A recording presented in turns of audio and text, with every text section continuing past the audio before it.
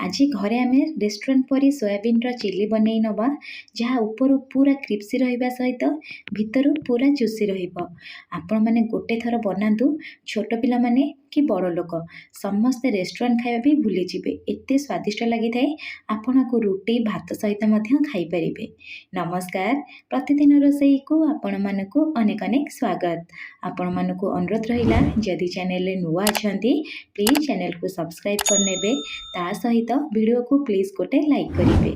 आशा करुच्ची आपण मानकु ए वीडियोटी बहुत पसंद आसीबो।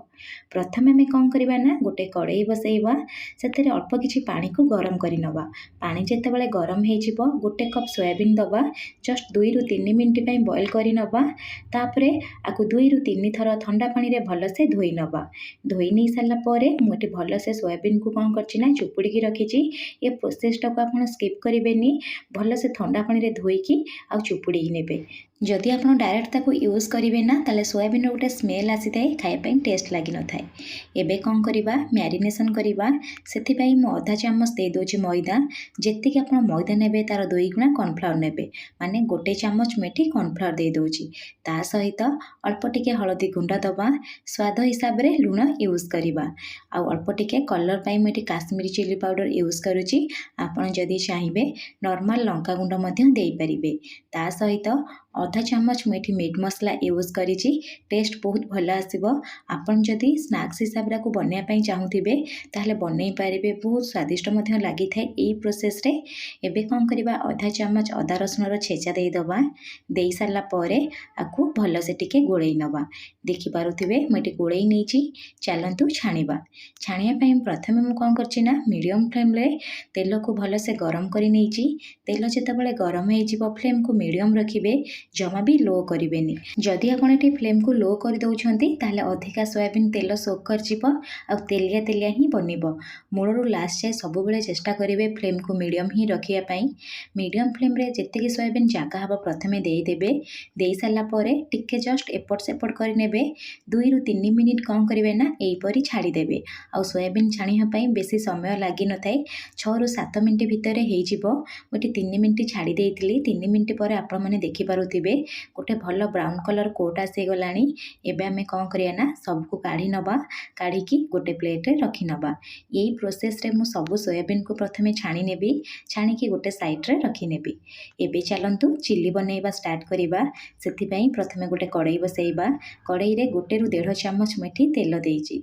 तेल जेतेबेले गरम हे जिवो गोटे मीडियम पियाज को मेथी पाखुड़ा पाखुड़ा करी काटी नेइतिली। ता सहित अल्प किछि कैप्सिकम को मध्य छोट छोट पीस रे काटी नेइतिली। आपण जदि चाहिए एठी रेड कलर बा येलो कलर कैप्सिकम मध्य यूज करि परिबे। केवल मु एठी ग्रीन कलर यूज करिछि। मीडियम टू हाई फ्लेम रे टिके जो सालो फ्राई करि नबा। तापरे सब जिंस को काढ़ी नबा। से जो बळका तेल अछि ना सेई तेल रे गोटे चामच अदा रसुन रो छेचा दबा। देई सारला परे फ्लेम को मीडियम टू हाई रखिकी जस्ट टिके भाजी नबा। एठी जो जिंस भाजिबे ना फ्लेम को मीडियम टू हाई ही रखिबे, जमा भी लो करिबेनी। तापरे गोटे कंचा लंका को एमती कौन करछि ना चिरा मारिकी देई देइछि। ताकू मध्य टिके एपट सेपट करी भाजी नेबे। आ भाजिकी रखिथिबा पियाज और कैप्सिकम को एठी देई देबे।